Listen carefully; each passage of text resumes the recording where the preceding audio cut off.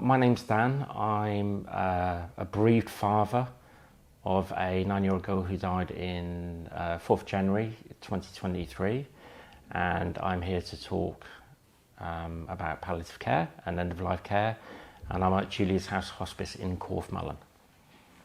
And part of the reason why I've picked this place is because towards the end of Elisa's life, we spent 2 weeks here as a family being supported. Eliza was born, she was born prematurely.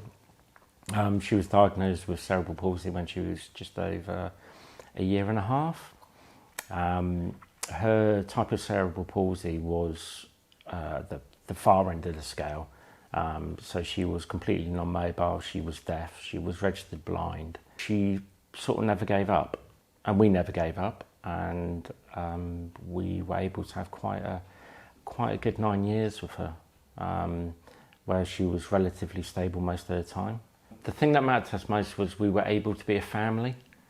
When Eliza was in hospital, it was usually just me and her in hospital because of COVID, because of having a younger sibling as well. It was always quite difficult to juggle, especially if we were in Southampton. So being here, being in a hospice, it meant that we could be a family, and that was the most important thing.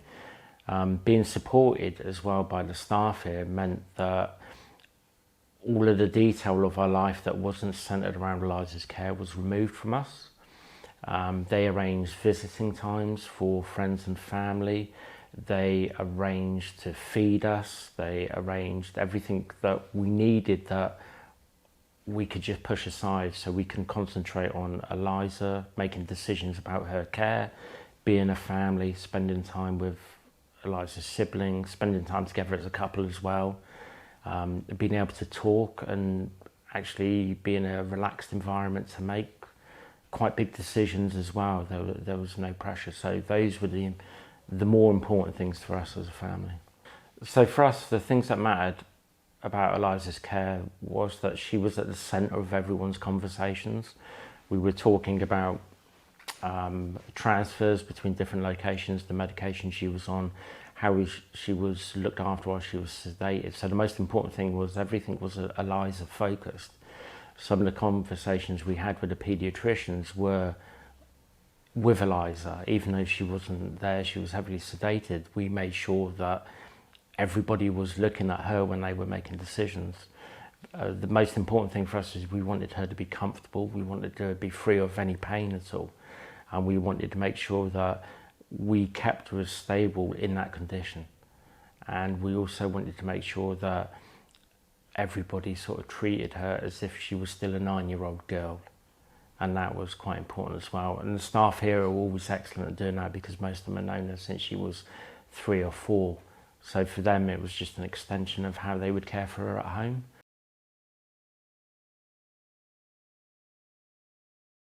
So one of the biggest improvements would be around education, what palliative care is. People assume palliative care is end-of-life care, and it is and it isn't. Palliative care is about promoting comfort, whether it's physical, mental or spiritual.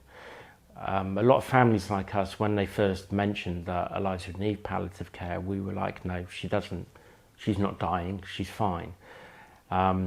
We were lucky in the sense that our community nurse has a history of working in child palliative care. And she was able to talk to us and explain what the difference is and why that early intervention was important.